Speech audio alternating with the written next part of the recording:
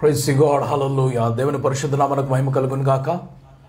చిరొచ్చిన మీ అందరికీ కూడా ప్రభువైన యేసుక్రీస్తు నామములో శుభములు కలుగును గాక. ప్రకటన గ్రంథం యొక్క ధ్యానంలో మనం ముందుకు వెళ్తున్నాము. ప్రకటన గ్రంథము దాని 21వ అధ్యాయం యొక్క ధ్యానంలో మనం ఉన్నాము. ప్రకటన గ్రంథము 21వ అధ్యాయం యొక్క ధ్యానంలో ముందు కొనసాగుదాం. గత 2 రాత్రులు మనము ప్రకటన గ్రంథంలో అక్కడ యొక్క చివరి భాగము గురించి ధ్యానం చేస్తున్నాం. మనుషులు ఎలా ఉంటారనియో, ప్రపంచం ఎలాగుంటుందనియో, అక్కడ ఏమేమి ఉంటాయి ఏమేమి లేవు అనే విషయాలు మనం ధ్యానం చేస్తున్నాం.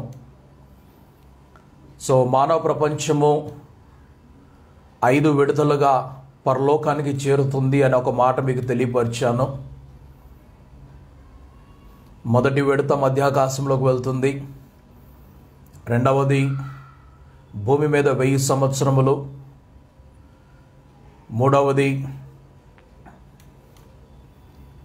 1000 సంవత్సరాల తర్వాత ఒక కాలం ఉన్నది, అపవాదిని విడిచిపెట్టినటువంటి కాలము. నాలుగవది అక్కడి నుంచి సియోను కొండ మీదకును. ఐదవది అక్కడి నుంచి అన్ని కూడా ముగించబడి, అన్ని తుడిచిపెట్టబడి అక్కడి నుండి పరమునకు చేర్చబడటం జరుగుతుంది. అయితే ఎవరైతే క్రీస్తుని అంగీకరించుకొని ఉన్నారో, ఎవరైతే క్రీస్తుని రక్షకునిగా ధరించుకొని ఉన్నారో, వారికి నేటి నుండి పరలోకం యొక్క గ్యారంటీ కలుగుతుంది.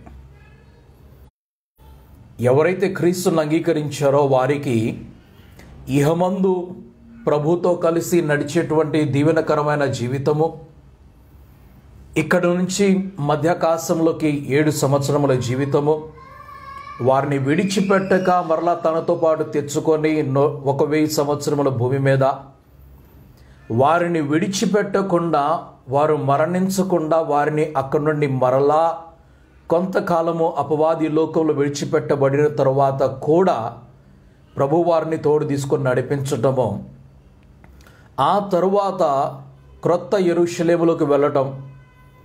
ఆ క్రొత్త యెరూషలేములోకి వెళ్ళినప్పుడు, ఆ మునుపు దాటి వెళ్ళిపోతున్నప్పుడు మునుపటి విషయంలో గతించిపోయినట్లుగా దాని ముందుకు వెళ్తుంటే ఇక మన చివరి భాగమైనటువంటి పరలోకంలోకి ప్రవేశిస్తున్నాం. సో నేడు క్రీస్తుని అంగీకరించిన వ్యక్తికి నిత్య జీవము అని వాగ్దానము ప్రభు తెలియపరిచాడు. అనగా ఇన్ని దశలుగా మనం వెళ్ళినప్పటికీ కూడా మనము మరోబడకుండా, తుడిచిపెట్టబడకుండా మనం ఇక్కడి నుంచి నిత్యత్వంలోకి నడిపించబడుతున్నాం. అయితే నిత్యత్వంలో జీవితం ఎలాగుంటుంది దాని విషయంలో నేడు రాత్రి మనం జ్ఞాపకం చేసుకొని ఈ ప్రకటన గ్రంథం యొక్క ధ్యానాల ముందుకు తీసుకొని వెళ్తున్నాం. 4వ వచనంలోకి వెళ్తున్నాం. 21వ అధ్యాయము 4వ వచనం. ప్రకటన గ్రంథము 21వ అధ్యాయము 4వ వచనం నుండి. ఆయన వారి కన్నుల ప్రతి బాష్ప బిందువును తుడిచివేయును, మరణము ఇక ఉండదు, మరణము ఇక ఉండదు, దుఃఖమైనను ఏడుపైనను వేదనైనను ఇక ఉండదు. మొదటి సంగతిలో గతించిపోయినని సింహాసనములో నుండి వచ్చిన గొప్ప స్వరము చెప్పుట వింటిని. 5వ వచనంలో, అప్పుడు సింహాసనాసీనుడైన వాడు, ఇదిగో సమస్తమును నూతనమైనవిగా చేయుచున్నానని చెప్పాను. ఇదిగో సమస్తమైనవి నూతనమైనవిగా నేను చేయుచున్నానని చెప్పిన, మరియు ఈ మాటలు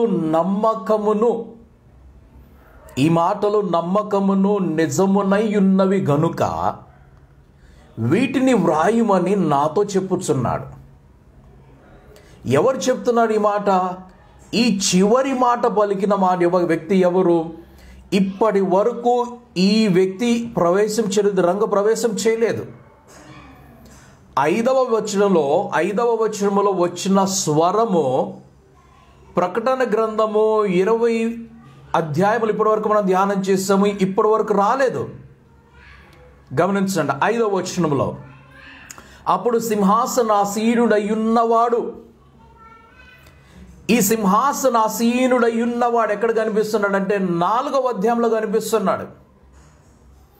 4వ అధ్యాయంలో కనిపించినప్పుడు అతని ముఖము కనిపించలేదు, అతని స్వరము వినబడలేదు. సింహాసనాసీనుడై ఉన్నటువంటి వాని యొక్క ముఖము కనిపించలేదు, స్వరము వినిపించలేదు. అయితే ఆయన సింహాసనం నుండి ఉరుములను మెరుపులను, సూర్యకాంత పద్మరాగములు పోలినటువంటి, మరకతమును పోలినటువంటి స్వరూపములు, ఆ కిరణములు అక్కడి నుంచి బయటకు వచ్చినాయి.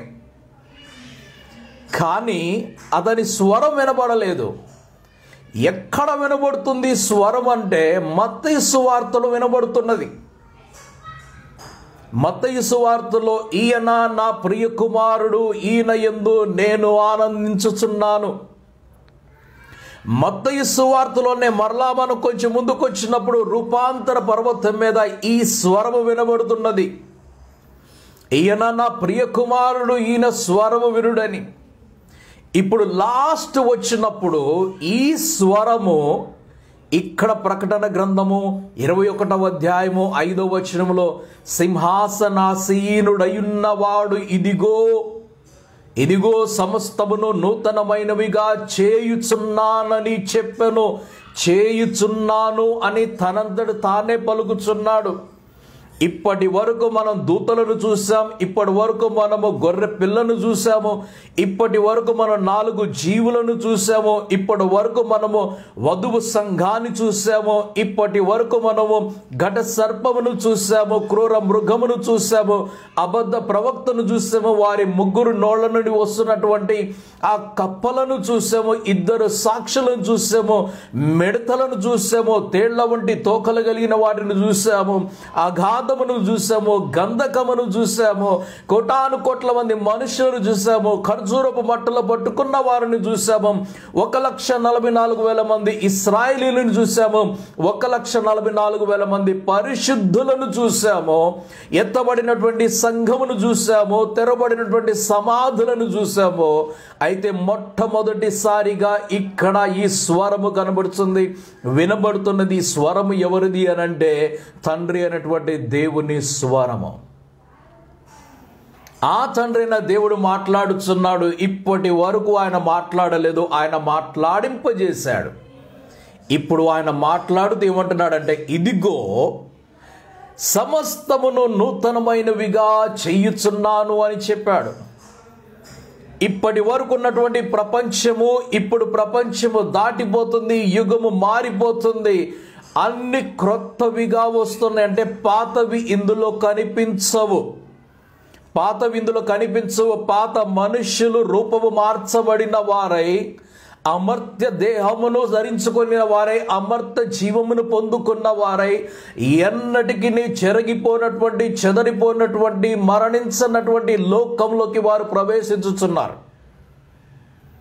ఇది అనంతమైనటువంటి జీవితము. అనంత జీవితం యొక్క ఆరంభము క్రీస్తుని రక్షకునిగా ఒప్పుకున్న దినములోనే ఆరంభమైనది. కాకపోతే దీన్ని దశల వారీగా మనం చూడలేకపోయాం. ఎందుకు చూడలేకపోయాం అంటే క్రీస్తు ఇంకను మధ్యాకాశంలోకి రాలేదు. ఆ క్రీస్తు మధ్యాకాశంలో వచ్చినప్పుడు 2వ దశలోకి వెళ్తాం, మధ్యాకాశం దిగి వచ్చిన 3వ దశలోకి వెళ్తాం, అక్కడి నుంచి మన 4వ దశలోకి వెళ్తాం, అక్కడి నుంచి మనం సియోను కొండకు వెళ్తాం, సియోను కొండ నుండి చివరికి మనం పరలోకంలోకి వెళ్తున్నాం. ఇప్పుడు మన యాత్ర ఇక్కడ నుంచి పరలోకంలోకి వెళ్తుంది. ఇంతకుముందు మనం ఏమి చూసాము? నూతనమైనటువంటి పట్టణము తన భర్త కొరకు పెండ్లి కుమార్తె సిద్ధపడినట్లుగా, అలంకరించబడినట్లుగా, తన్ను తాను అలంకరించుకొని వస్తున్నట్లుగా చూస్తున్నాం. ముందుకు వెళ్దాం, 6వ వచనంలోకి వెళ్తున్నాం. 6వ వచనంలోకి వెళ్దాం. 5వ వచనంలో ఒక మాట చెప్పి ముందుకు వెళ్తాను. ఇదిగో సమస్తమైనవి నేను క్రొత్తగా చేయుచున్నాను, ఈ మాటలు నమ్మకమైనవును. ఈ మాటలు నమ్మకమును నిజమునయున్నవి గనుక, నమ్మకమును నిజమునయున్నవి గనుక వీటిని వ్రాయుమని చెప్పాడు. వీటి వ్రాయమని చెప్తున్నాడు. సింహాసనము నుండి వచ్చిన గొప్ప స్వరము చెప్పుట వెంటనే ఓకే 6వ వచనంలోకి వెళ్తున్నాం. మరియు ఆయన నాతో ఇట్లనను సమాప్తమైనవి, సమాప్తమైనవి ఎవరంటున్నాడు? మరియు ఆయన నాతో ఇట్లనంటే ఈ ముందు పలికిన స్వరము నాతో ఇలా అంటున్నాడు. ఎవరైనా? నేనే అల్ఫాయు, నేనే ఒమేగాయు, అనగా ఆదియు అంతమునయున్నవాడను, దప్పిగొను వానికి జీవజలములు బుగ్గలోని జలములు నేను ఉచితముగా అనుగ్రహించును. జయించువాడు వీటిని స్వతంత్రించుకొనును, నేను అతనికి దేవుడనయ్యుందును, అతడు నాకు కుమారుడయ్యుండును. పిరికివారును, అవిశ్వాసులను, అసహ్యులను, నరహంతకులను, వ్యభిచారులను, మాంత్రికులను, విగ్రహారాధకులను, అబద్ధికులందరూ అగ్ని గంధకములతో మండు గుండములో పాలు పొందుదురు. ఇది 2వ మరణము. అంతటా కడపటి 7 తెగుళ్లతో నిండిన 7 పాత్రలను పట్టుకొని ఉన్న 7 దేవదూతలలో ఒకడు వచ్చి, ఇటు రమ్ము, పెండ్లి కుమార్తెను అనగా గొర్రెపిల్ల యొక్క భార్యను నీకు చూపించదని నాతో చెప్పి, ఆత్మవశుడనయ్యున్న నన్ను ఎత్తైన గొప్ప పర్వతము మీదికి కొనిపోయి, యెరూషలేము అను పరిశుద్ధ పట్టణము దేవుని మహిమ గలదై పరలోకమందున్న దేవుని యొద్ద నుండి దిగివచ్చుట నాకు చూపెను. దాని యందలి వెలుగు దగదగా మరియు సూర్యకాంతము వంటి అమూల్య రత్నమును పోలి ఉన్నది. థ్యాంక్ యూ లార్డ్, హల్లెలూయా. అదైతే మరొకసారి కనెక్ట్ చేసుకోండి సంఘం, మరొకసారి కనెక్ట్ చేసుకుందాం. అందరు మరలా కనెక్ట్ చేసుకోండి. Thank you lord, hallelujah, glory to God.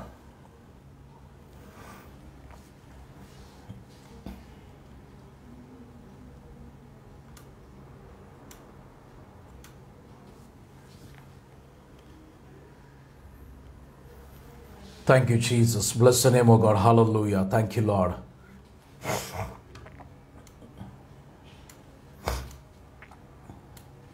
Thank you, Master. Hallelujah. Praise ye God. Praise ye God.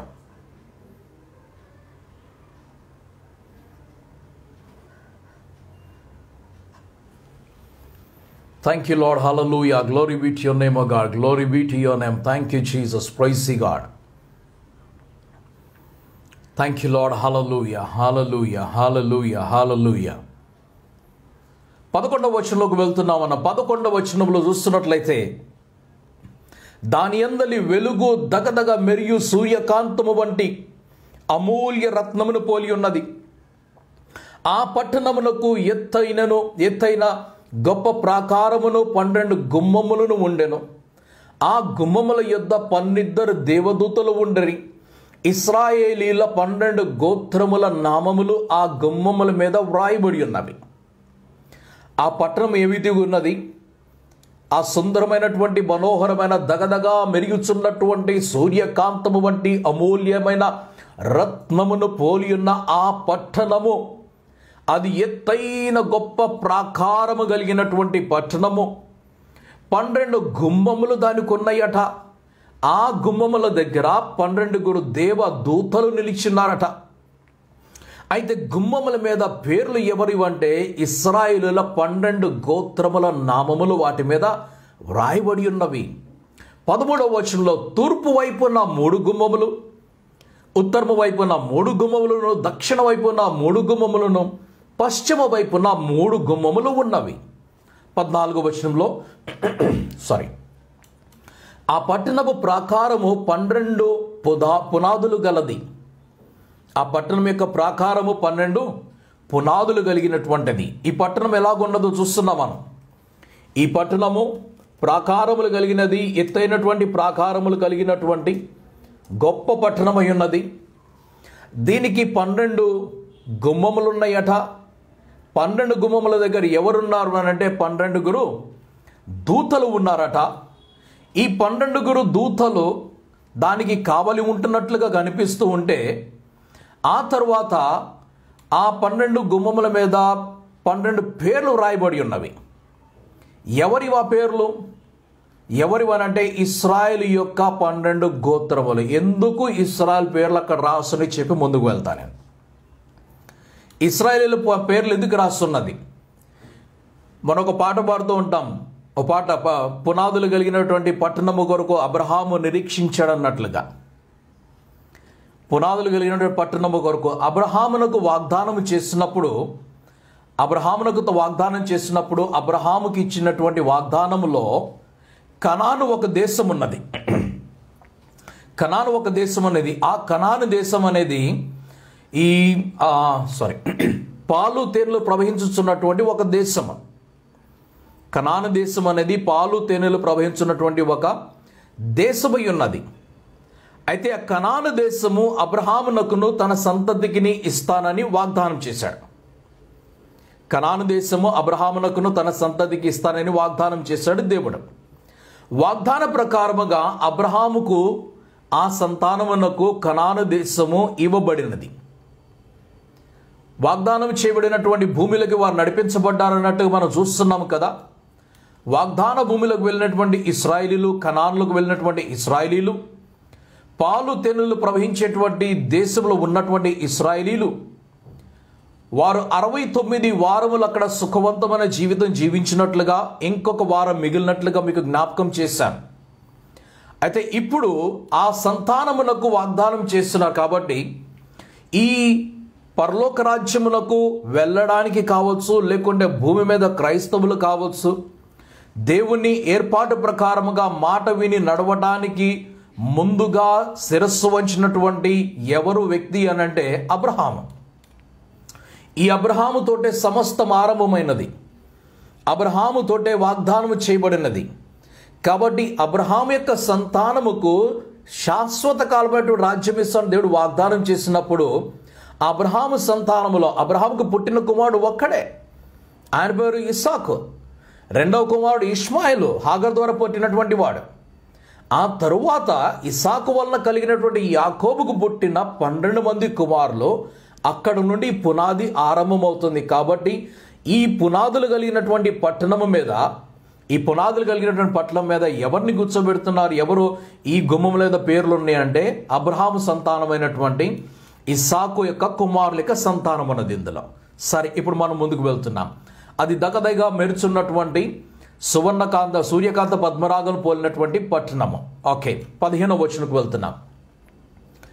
ఆ పట్టణమును దాని గుమ్మములను ప్రాకారమును కొలుచుటకై నాతో మాట్లాడు వాని యొద్ద బంగారు కొలకర్ర ఉన్నది. పట్టణమును దానిని కొలవటానికి నాతో మాట్లాడుచున్న వ్యక్తి దగ్గర ఒక కొలకర్ర ఉన్నది. ఓకే, అది ఎలాగున్నదంటే చచ్చౌకముగా ఉన్నది. చచ్చౌకము అంటే స్క్వేర్ అని అర్థం అనమాట. 4 వైపుల 4 దిశలలో ఏక కొలతతో ఉన్నదని చచ్చౌకముగా అంటారు, స్క్వేర్ దాన్ని. ఓకే, దాని పొడుగు దాని వెడల్పుతో సమానము. అతడు ఆ కొలకర్రతో పట్టణమును కొలువగా దాని కొలత 780 కోసులైనది. దాని పొడుగును ఎత్తును వెడల్పును సమముగా ఉన్నది. మరియు అతడు ప్రాకారము కొలవగా అది మనుష్యుని కొలత చొప్పున 184 మూరనేది. ఆ కొలతి దూత కొలతయే. ఆ కొలత ఎవరిది? దూత కొలతయే, అది మనది కాదు. కాబట్టి ఈ పట్టణం ఎంత పెద్దగున్నదా, ఎంత చిన్నగున్నదా అని మనం సందేహించి మరింత ఇరుకైన పట్టణంలో నేను ఎలా కూర్చోగలను, నాకెక్కడ నివాసం ఉన్నదని సందేహించవద్దు. ఈ కొలతను అక్షరాల తీసుకోవద్దు. ఈ కొలత అక్షరాలు తీసుకున్నట్లయితే అంబర్నా సరిపోదు. ఈ కొలత అక్షరాలు తీసుకోవద్దు. మనలను సృజించినప్పుడు దేవుడు ఒక్క దంపతులను సృజించినప్పుడు భూమి మీద ఆయన ఇంత విశాలమైన ప్రపంచం ఇచ్చాడు. ఇన్ని వేల సంవత్సరములు గడిచిపోయింది, ఇంకా భూమి మీద మనుషులు నిండలేదు, ఇంకా భూమి నిండలేదు. అంతటి విశాలమైన ప్రపంచం మనకు సృజించినప్పుడు ఇచ్చిన దేవుడు తాను స్వయముగా దిగి వస్తూ అందులో మనుషులతోటి కాపురం ఉంటున్నటువంటి ఆ దేవుడు ఆ పట్టణాన్ని సృజించేటప్పుడు చిన్నదిగా సృజించటం లేదు. గమనించండి మాటని, అందరికీ స్థలం ఉన్నది. క్రీస్తు అంటున్నాడు, నేను మీ కొరకు స్థలము సిద్ధపరచ వెళ్ళుచున్నాను. ఒకవేళ తక్కువైతే మీతో చెప్తానేనన్నాడు. గమనించాలి మాటని, తక్కువ కావు, మీకు తక్కువ కాదు. ఎవరికి దొరికినా దొరకపోయినా మీకు దొరుకుతుంది, మీ స్థలం మీదే. కాబట్టి దాని గురించి సందేహించవద్దు. సరే, దానికి ముందు భాగంలోకి మనం వెళ్ళిపోతున్నాం. మరియు అతడు ప్రాకారము కొలగా, ఓకే 18వ వచనంకి వెళ్తున్నా. ఆ పట్టణ ప్రాకారము సూర్యకాంతములతో కట్టబడిను. ఆ పట్టణపు ప్రాకారం ఎలా కట్టబడిందట? సూర్యకాంతములతో కట్టబడిన పట్టణపు స్వచ్ఛముగు స్ఫటికముతో సమానమైన శుద్ధ సువర్ణముగా ఉన్నది. ఆ పట్టణము స్వచ్ఛమైనటువంటి శుద్ధ సువర్ణముగా ఉన్నదట. స్ఫటికముతోటి సమముగా కనిపిస్తుంది. ఆ పట్టణ ప్రాకార పునాదులు అమూల్యమైన నానావిధ రత్నములతో అలంకరింపబడి ఉండెను. మొదటి పునాది సూర్యకాంతపు రాయి, రెండవది నీలము, మూడవది యమున రాయి, నాలుగవది పచ్చ, ఐదవది వైడూర్యము, ఆరవది కెంపు, ఏడవది సువర్ణ రత్నము, ఎనిమిదవది గోమేధికము, తొమ్మిదవది పుష్యరాగము, పదవది సువర్ణల సునీయము, 11వది పద్మరాగము. దాని ఓకే ఐమ్ సారీ 12వది ఏమిటి ఏమన్నది మేము ఎవరు చెప్తారు అక్కడ? 12వది ఏమిటి? ఇక్కడ ఈ బైబిల్లో ప్రింట్ మిస్ అయింది. 12వది చదువుతారు ఎవరన్నా? 20వ వచనంలో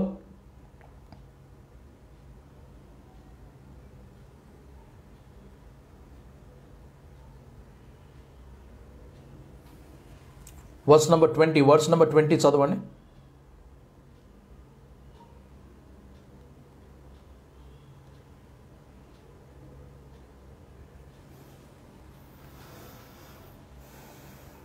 ఓకే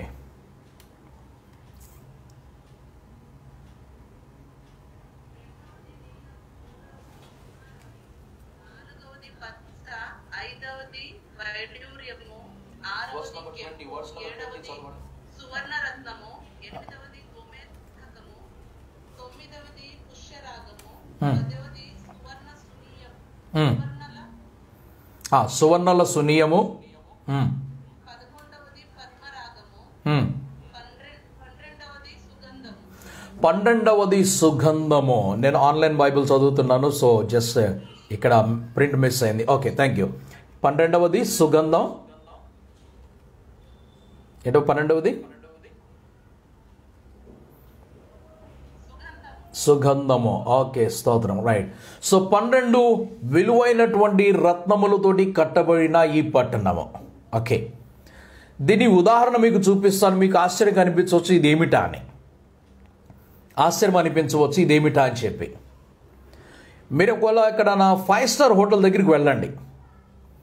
ఏదైనా 5 స్టార్ హోటల్ దగ్గరికి వెళ్తున్నట్లయితే దాని రోడ్డు మీద ఉన్నటువంటి లైట్ల దగ్గర నుంచి దాని లోపలి భాగం వరకు మీరు చూసినట్లయితే అక్కడ అన్ని తలతలా మెరిచేవే ఉన్నవి.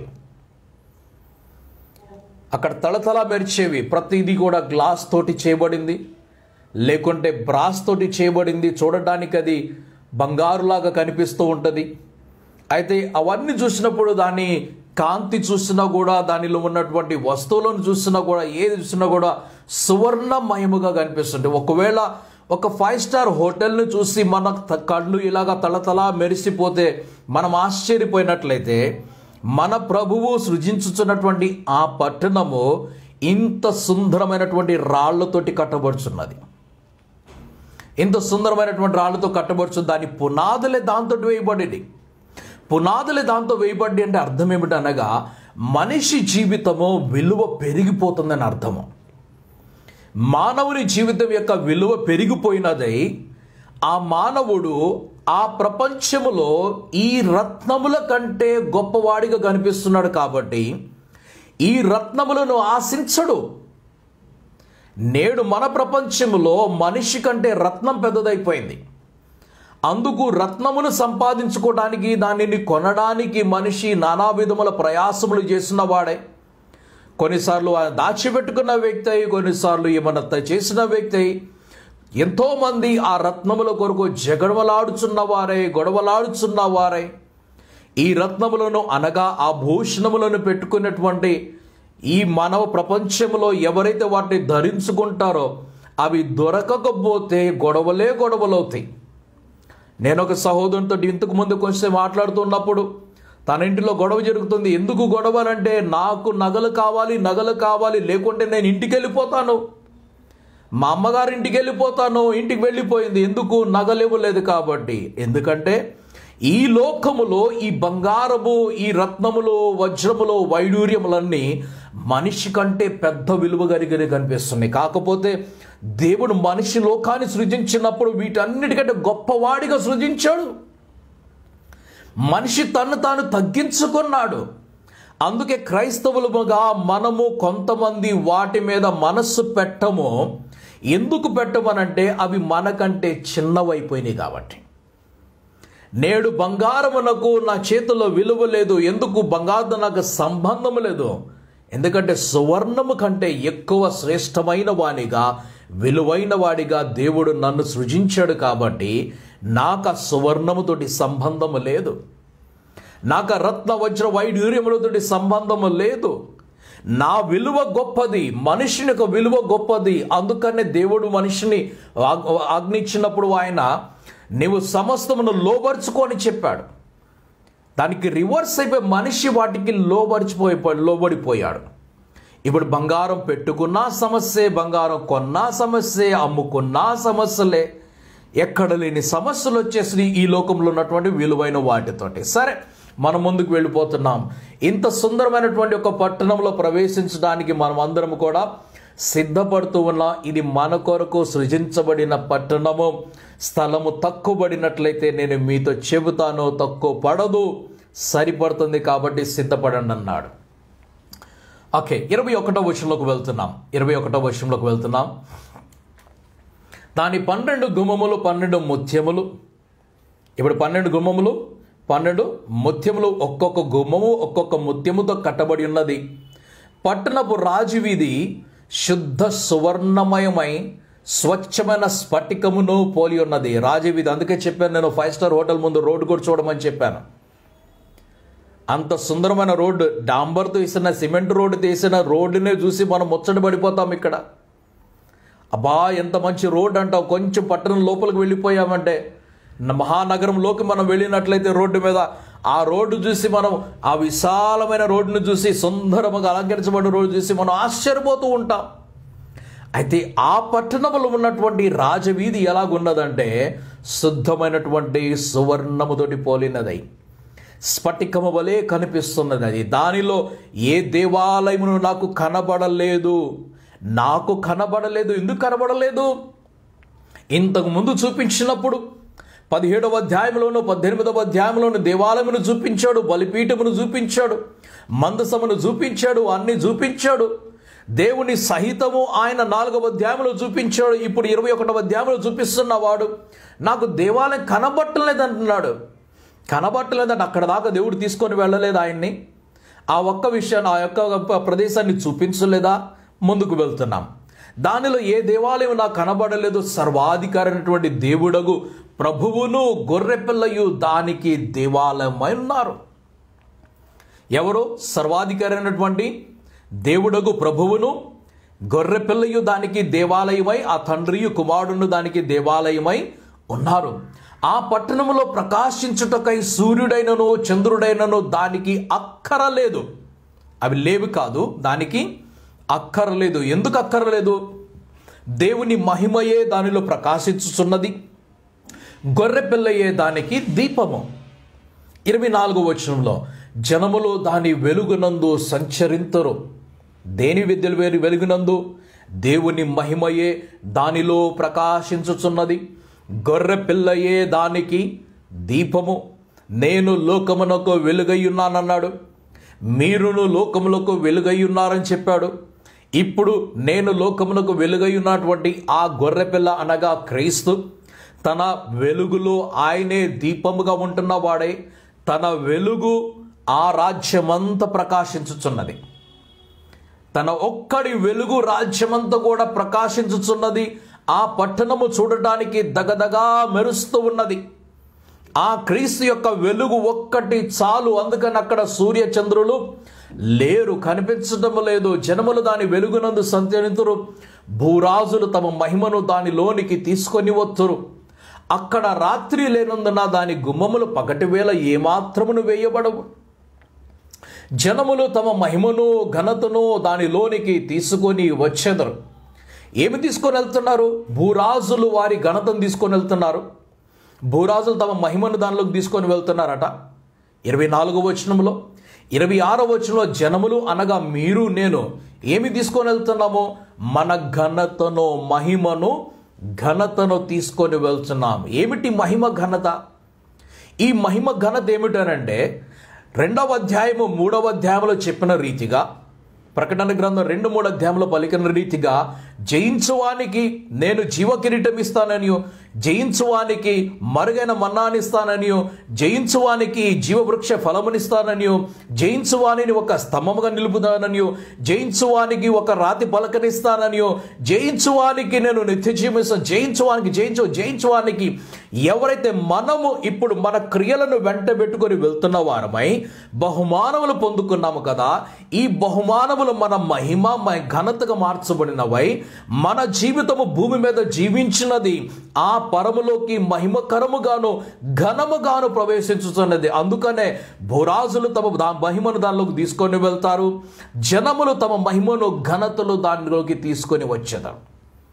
మనం ఏమి తీసుకొని వెళ్తున్నాం, రేపు వెళ్ళేటప్పుడు ఏమి తీసుకొని వెళ్ళాలి, అంత మహిమగల పట్టణంలోకి వెళ్ళేటప్పుడు మనం ఎలాగ వెళ్ళాలి?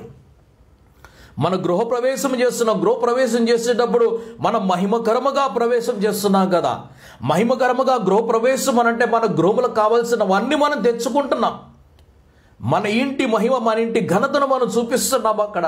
ఆ విధముగానే మనము ఈ లోకము నుండి ఆ నిత్య లోకములకి ప్రవేశించేటప్పుడు మన మహిమను, మన ఘనతను మనము ప్రభు పేరట ప్రభు కొరకై జీవించి నిలిచి ఇక్కడ జయించి పోరాడి జయించి సాధించినవే మన మహిమగాను మన ఘనతగాను కనిపిస్తున్నాయి. 27వ వచనంలో గొర్రెపిల్ల యొక్క జీవ గ్రంథమందు వ్రాయబడిన వారే దానిలో ప్రవేశింతురు గాని నిషిద్ధమైనది ఏదైనను, అసహ్యమైనదైన అబద్ధమైన దానిని జరిగించు వాడెవడును దానిలోనికి ప్రవేశింపుడు. అటువంటి వారికి ఎవరికి కూడా అందులో ప్రవేశము లేదు. 22వ అధ్యాయంలోకి వెళ్తున్నాం మనం. 22వ అధ్యాయము దాని మొదటి వచనం నుండి చదువుకుందాం. మరియు స్ఫటికము వలె మెరియునట్టి జీవజలముల నది దేవుని యొక్క గొర్రెపిల్ల యొక్కయు దేవుని యొక్కయు సింహాసనమునొద్ద నుండి ఆ పట్టణపు రాజవీధి మధ్యను ప్రవహించుట ఆ దూత నాకు చూపాను. ఒక ప్రదేశం మాత్రమే చూపిస్తున్నాడు, గమనించాలి మాటనే. మరియు స్ఫటికం వలె మెరియునట్టి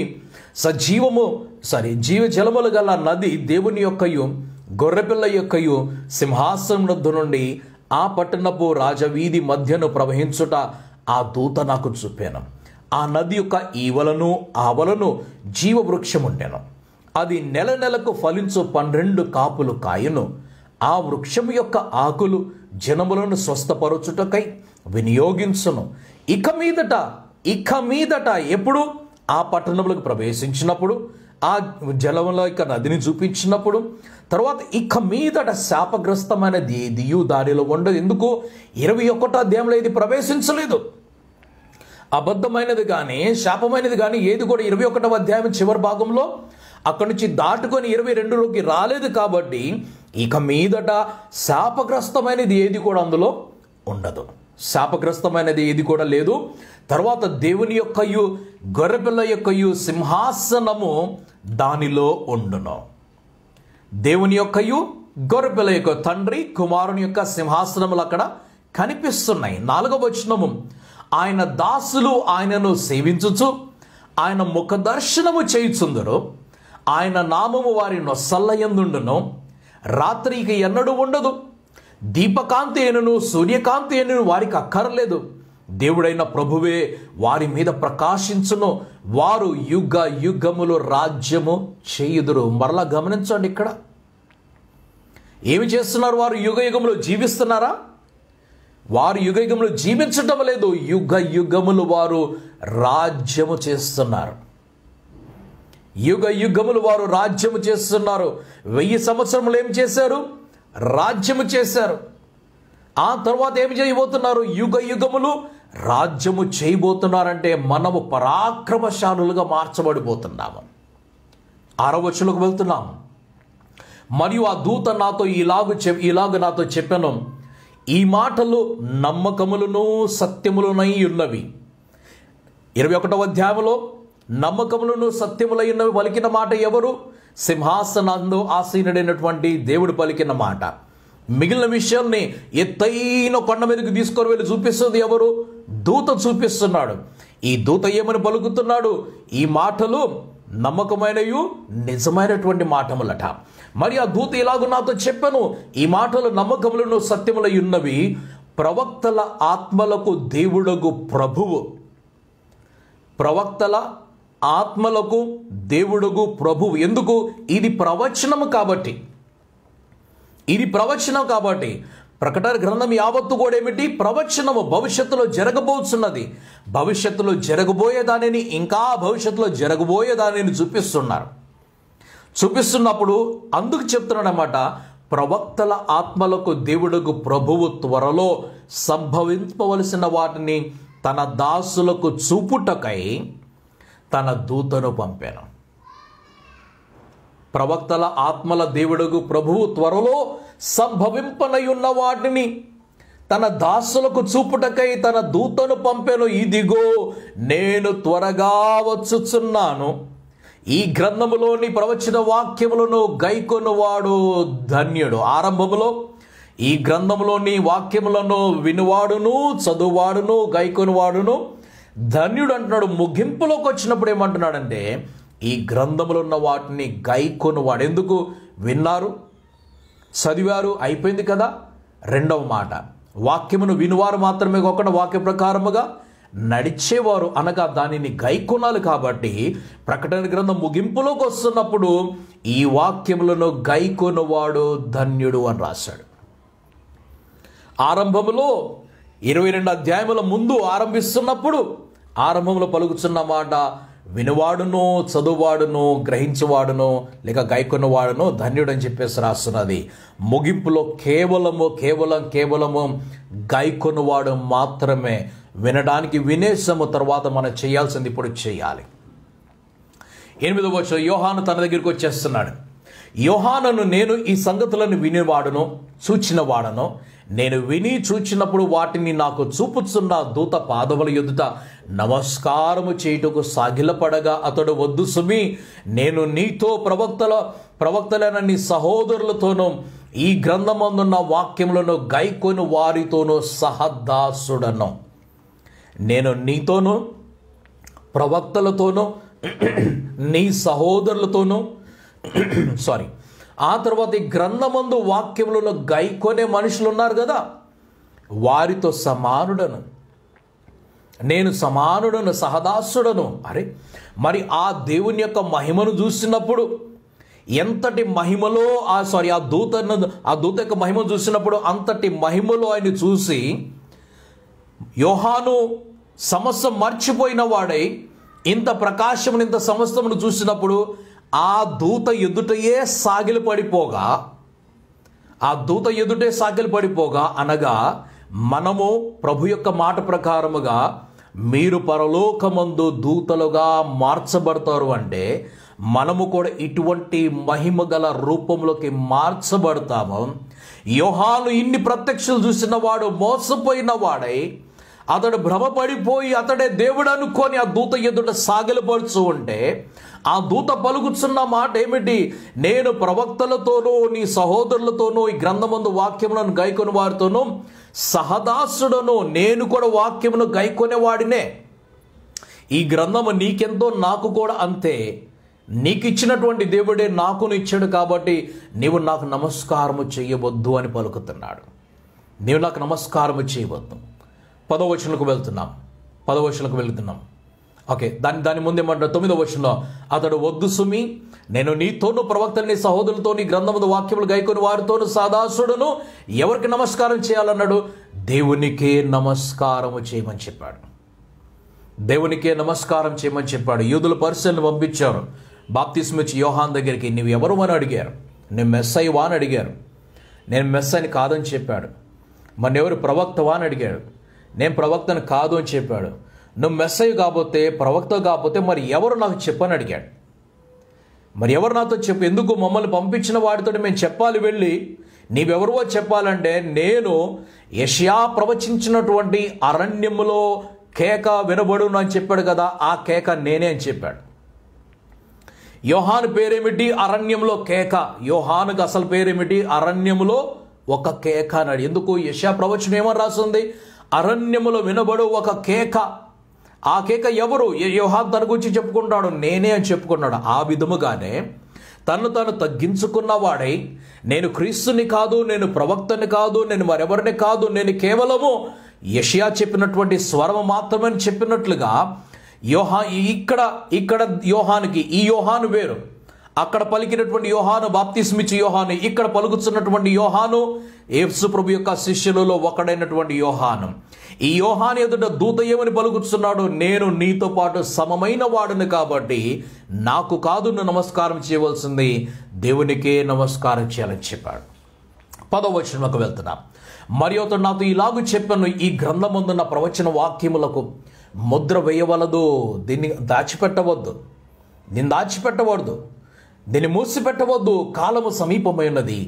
అన్యాయము చేయవాడు ఇంకనూ అన్యాయమే చేయనిము, అపవిత్రుడైన వాడు ఇంకనూ అపవిత్రుడుగానే ఉండనిమ్ము, నీతిమంతుడు ఇంకనూ నీతిమంతుడుగానే ఉండనిమ్ము, పరిశుద్ధుడు ఇంకనూ పరిశుద్ధముగానే ఉండు. ఇదిగో త్వరగా వచ్చుచున్నాను, వాని క్రియ చొప్పున ప్రతి వానికిచ్చుటకు నేను సిద్ధపరిచిన జీతము నా యొద్ద ఉన్నది. ఇదిగో నేను త్వరగా వచ్చున్నా. ఎవరెట్లా జీవించనే ఈ గ్రంథం అయితే తెరిచిపెట్టు, ఈ గ్రంథం తెరిచిపెట్టు అంటే అర్థం ఏమిటి? అబ్రహాము ధనవంతుడితో పలుకుతున్నాడు, కుమారుడా నీ ఇంట్లో గ్రంథం లేదా? నీ ఇంట్లో గ్రంథం ఉన్నదా లేదా? ధర్మశాస్త్రం ఉన్నదా లేదా? మోషే ఉన్నాడు కదా, ధర్మశాస్త్రం ఉన్నది కదా, ప్రవక్తులు ఉన్నారు కదా. తెరిచిపెట్టబడినటువంటి గ్రంథము ఉండనేమో. ఆ గ్రంథము చదువుకున్నవాడు ధన్యుడు, దాని ప్రకారం నడిచిన వాడు ధన్యుడు. దాన్ని నిర్లక్ష్యం చేసిన వాడు పోనీ వదిలేసాయి, అన్యాయం చేసేవాడిని చేయని, అపవిత్రంగా ఉండేవాడిని ఉండనేమో. ఎవరైతే నీతిగా ఉంటా వారిని నీతిగా ఉండని, కాకపోతే నీవు మాత్రం గ్రంథాన్ని ముద్ర వేయవద్దు. నేను దానియేలుకు చెప్పాను ఆ రోజు. దానియేలుతో చెప్పినటువంటి సమయం తర్వాత, దానియేలుతో చెప్పి కొన్ని వందల సంవత్సరములు అయ్యి, ఆ 100 సంవత్సరముల తర్వాత క్రీస్తు వచ్చి 2000 సంవత్సరాలు గడిచి, అందుకు దానియేలుతో అప్పుడు చెప్పిన మాట, నీవి గ్రంథమును నీ ముద్ర వేసి దీన్ని దాచిపెట్టని చెప్పాడు. దీన్ని ఓపెన్గా పెట్టు, ఒక ముద్ర వేసి ఉంచని చెప్పాడు. అయితే యోహానుతో పలుకుతున్నటువంటి మాట సమయం సమీపించేసింది, అయిపోయింది కదా, ముగింపులోకి వచ్చేస్తే మనం కథ మొత్తం అయిపోవచ్చింది. కాబట్టి గ్రంథమును నువ్వు వ్రాసిన తర్వాత ముద్ర వేసి దాన్ని దాచిపెట్టక దాన్ని అందరి ఎదుట ఉంచుము అని చెప్పేశాడు. ఓకే, 13వ వచనంలోకి వెళ్తున్నాం. మరలా 13వ వచనంలో, నేనే అల్ఫాయు ఒమేగాయు, మొదటి వాడును కడపటి వాడును, ఆదియు అంతమునై ఉన్నాను. జీవవృక్షములకు హక్కు గలవారై గుమ్మముల గుండా ఆ పట్టణంలోనికి ప్రవేశించినట్లు తమ వస్త్రములను ఒదుకుకొని వారు ధన్యులు. కుక్కలను, మాంత్రికులను, వ్యభిచారులను, నరహంతకులను, విగ్రహార్థకులను, అబద్ధమును ప్రేమించి జరిగించు ప్రతివాడును వెలుపట నుందరు. కుక్కలంటే ఎవరు? మాంత్రికులు తెలుసు మనకి, వ్యభిచారులు తెలుసు, నరహంతకులు తెలుసు, విగ్రహారాధకులు తెలుసు, అబద్ధమును ప్రేమించేవాడు కూడా తెలుసు. మరి కుక్కలు ఎవరు? కుక్కలు ఎవరు అనంటే క్రీస్తుని ధరించుకున్న వారే మరలా పాపంలో పడిపోయిన వారు. క్రీస్తుని పేరుకు మాత్రమే క్రీస్తుని ధరించుకొని నడుస్తున్నారు, కానీ క్రీస్తుకు వ్యతిరేకమైనటువంటి జీవితాన్ని జీవిస్తున్న వారు కుక్కలు. కుక్కని ఎందుకు పోలిక చేశారు ఇక్కడ అంటే, కుక్క తన నోట్లోంచి బయటికి తీసిన దాన్ని మరలా తినేస్తుందని చెప్పేసి, దేనినైతే మనం చెత్తగా, దేన్నైతే మనం పాపంగా విడిచిపెట్టామో ఆ చెత్తని, ఆ పాపంని మరలా పట్టుకొని వెళ్తూ ఉంటే వారిని కుక్కలతోటి సమముగా పోల్చినట్లుగా అనిపిస్తుంది. 16వ వచనంలో, సంఘముల కోసము ఈ సంగతులను గూర్చి మీకు సాక్ష్యమిచ్చుటకు యేసు అని నేను నా దూతను పంపి ఉన్నాను. ఎవరి కోసం ఇది? సంఘముల కోసము ఈ సంగతులను గురించి మీకు సాక్ష్యం ఇవ్వటానికి యేసు అనేటువంటి నేను నా దూతను పంపి ఉన్నాను. నేను దావీదు వేరు చిగురును, సంతానమును ప్రకాశమానమైన వేకువ చుక్కనై ఉన్నాను. సరే, ఈ పరిచయం మనం ముందు కూడా చూసాం కాబట్టి మనకి ఇక్కడ నుంచి ముందుకు వెళ్తున్నాం. 17వ వచనంలో, ఆత్మయు పెండ్లి కుమార్తెయు రమ్ము అని చెప్పుచున్నారు. ఇంతకుముందు మనం చూసినప్పుడు ప్రభువుకు దేవుడును గొర్రెపిల్లయు, తండ్రియు కుమారుని కనిపిస్తున్నారు. తండ్రియు కుమారుడు ఇంతకుముందు కనిపించినప్పుడు 17వ వచనంలో ఎవరు కనిపిస్తున్నారంటే ఆత్మయు పెండ్లి కుమార్తెయు. ఆత్మ అంటే ఎవరు? పరిశుద్ధాత్ముడు. ఆత్మ అంటే పరిశుద్ధాత్ముడు. పెండ్లి కుమార్తె అంటే ఎవరు? సంఘము. ఎందుకు? సంఘం యొక్క బాధ్యత పరిశుద్ధాత్మ యొక్క చేతిలో ఉన్నది కాబట్టి సంఘమును పరిశుద్ధాత్ముడు అలంకరించి తాను తీసుకొని వెళ్తున్నాడు. కాబట్టి ఇక్కడ తండ్రిని, కుమారుని చూసాము, పరిశుద్ధాత్ముని కూడా చూసాము. ఆ తర్వాత మనం ఎవరిని చూస్తున్నాము? సంఘమును కూడా చూస్తూ ఉన్నాము. ఆత్మీయ పెండ్లి కుమార్తె రమ్ము అని చెప్పుచున్నారు. వినువాడును రమ్ము అని చెప్పవలను. దప్పికొనిన వానిని రానిమ్ము, ఇచ్చించు వానిని జీవజలములను ఉచితముగా పుచ్చుకొననిమ్ము. ఈ గ్రంథముందున ప్రవచన వాక్యములలో విను ప్రతి వానికి నేను సాక్ష్యం ఇచ్చుచున్నది ఏమనగా, ఎవడైనను వీటితో మరేదైనను కలిపిన ఎడల ఈ గ్రంథంలో వ్రాయబడిన తెగుళ్ళు దేవుడు వానికి కలుగు చేయను. ఇది వార్నింగ్, లాస్ట్ వార్నింగ్ అనమాట. ఎవడైనా నీ ప్రవచన గ్రంథముందున వాక్యమున్న దానిని ఏదైనా తీసివేసినలా ఈ గ్రంథంలో వ్రాయబడిన జీవ వృక్షములోనూ పరిశుద్ధ పట్టణములో వానికి పాలు లేకుండా చేయను. వాని పాలు లేకుండా చేయను అనగా అబద్ధముగా బోధించి వారికి ఇష్టం వచ్చిన రీతిగా బోధించేటువంటి బోధకుల గురించి రాసినది. ఇది వారికి ఇష్టం వచ్చినట్లుగా వాక్యాన్ని వారికి వరకు మరల్చుకొని కొన్నిటిని కలిపేవారు, కొన్నిటిని తీసేసేవారి గురించి రాస్తున్నది అనమాట. 20వ వచనములో, ఈ సంగతులను గూర్చి సాక్ష్యం ఇచ్చువాడు అవును, త్వరగా వచ్చుచున్నానని చెప్పుచున్నాడు. ఆమెన్. ప్రభువైన యేసు రమ్ము, ప్రభువైన యేసు కృప పరిశుద్ధులకు తోడయుండునుగాక. Amen, amen, amen. ఇది ప్రకటన గ్రంథం యొక్క ముగింపు. మనం వచ్చేస్తున్నాము. ప్రకటన గ్రంథం యొక్క ముగింపులకు మనం వచ్చేస్తున్నాము. సో పరిశుద్ధ పట్టణములకి ప్రవేశించడానికి మనం సిద్ధపరచుకున్నాము. ఒకవేళ ఈ వాక్యములు ఇంకా మీరు పూర్తిగా వినాలి, మరలా వినాలనుకున్నట్లయితే దయతోటి యూట్యూబ్లోకి వెళ్ళండి. నా ఛానల్లో ఉన్నటువంటి వాక్యాలు మరలా వినండి, మరలా వినండి, మరలా వినండి. ఈ వాక్యంలో ఎన్నిసార్లు చదివినా, ఎన్నిసార్లు విన్నా మీరు రెండోసారి వినాల్సిన అవసరం లేదు. ఈ బైబిల్ ఒక్కసారి మరలా మీరు ప్రకటన గ్రంథం మీ అంతటా మీరు చదవండి. మీకు అన్నీ కూడా తేట తెల్లగా అర్థమైపోతాయి. నేను చెప్పిన వాక్యములు అన్నీ గుర్తొచ్చేస్తాయి. ఒక్కసారి మరలా ప్రకటన గ్రంథం మీరు చదువుకోండి చాలు. నేను ఏ మాటలు మీకు చెప్పానో ప్రతి ఉదాహరణ కూడా మీకు గుర్తొచ్చేస్తుంది. ఎందుకంటే మనం దాదాపు 70 రోజులు ఈ యొక్క గ్రంథాన్ని నడిపించాం. దాదాపుగా 70 రోజుల యొక్క గ్రంథాన్ని మనం నడిపించాము. ఈ రాత్రి గ్రంథం యొక్క ధ్యానములు ఇక్కడితోటి మనం ముగించుకుంటున్నాం. మన నెక్స్ట్ స్టెప్ ఏమిటి అని అంటే పరలోకాన్ని వెళ్ళడానికి సిద్ధపడుతాయి. తల వంచుకుందాం, కళ్ళు మూసుకుందాం, ప్రార్థన చేసుకుందాం. మహాగణుడ పరిశుద్ధుడ పరలోకపు తండ్రి, మహిమగల రాజా, మీకు స్తోత్రములు. మీరు చేసిన మేలుల కొరకై, ఉపకారముల కొరకై మీకు స్తోత్రములు. మీరు చేసిన అద్భుత కార్యముల కొరకై, ఆశ్చర్యకార్యముల కొరకై మీకు వందనములు. మీ దయగల సన్నిధిలో మమ్మల్ని ఇలాగ జ్ఞాపకం చేసుకోండి. మీ కుమారునికి రాకడ కొరకు సిద్ధపరచండి. లాక్డౌన్ మొదలుకొని పరిశుద్ధ పరమ తండ్రి, నేటి దినం వరకు ఈ విధముగా మమ్మల్ని మీరు నడిపించిన ఈ పద్ధతి కొరకే తండ్రి, ఈ విధానం కొరకే మీకు స్తోత్రములు తండ్రి. అనేక దినముల ప్రభావ మీకు దివ్యమైన సన్నిధిలో అనేక వాక్యం మేము ధ్యానం చేస్తున్నాం ప్రభా. పలు భాషల్లో తండ్రి నాన్న మీ సన్నిధానంతో స్తుతించి ఆరాధించాం తండ్రి. మీ లేఖనాలు ప్రభావ మేము గాయకొని వారిగా నడిపించారు ప్రభా. పరిశుద్ధ లేఖనాలు తండ్రి విశదీకరించి మీరు మాతో మాట్లాడారు. అందరూ బట్టి కూడా మీకు స్తోత్రములు. మాకు మా అమ్మాయికి తండ్రి నాన్న సంఘం అంతటిని, మా ప్రియులందరినీ కూడా, మా స్నేహితులందరినీ కూడా, మా బంధుమిత్రులందరినీ కూడా ఈ యొక్క తండ్రి నాన్న భయంకరమైనటువంటి తెగుల సమయంలో కూడా మీరు క్షేమంతోనూ ఆరోగ్యంతోనూ తండ్రి బలముతో ప్రభావ నిలిపినానా మీ మమ్మల్ని అందరినీ కూడా కాపాడే విధానం బట్టి కూడా మీకు స్తోత్రములు. మీ కృపగల హస్తములు ఇలాగే ముందుకు నడిపించండి. మీకు మనకి రాకడ ఆలస్యత తండ్రి మరొకసారి ప్రభా దివ్యమైనటువంటి సన్నిధిలో ఇలాగే కలుసుకునే భాగ్యం మాకు అనుగ్రహించున్న కాని పక్షంలో మీకు మనకి రాకడ మమ్మల్ని మీరు జ్ఞాపకం చేసుకోమని మా ప్రార్థన మీరు అంగీకరించి మీరు మాకు ఇచ్చిన సమాధానం బట్టి మీకే స్తోత్రం సమర్పించుకుంటూ యేసుక్రీస్తు నామములో అడిగి ప్రార్థిస్తున్నా పరమ తండ్రి. Amen, amen, amen. మన తండ్రి అయిన దేవుని యొక్క ప్రేమయు, కుమారుడైన యేసుక్రీస్తు వారి యొక్క కృపయు, ఆదరణకర్తకు పరిశుద్ధాత్మని యొక్క అన్యోన్య సహవాసమును, సమాధానమును క్రీస్తు యొక్క రాకడ పర్యంతము సదాకాలం మనందరికీ తోడైండుగాక. Amen, amen, amen. అందరికీ వందనాలు. God bless you all.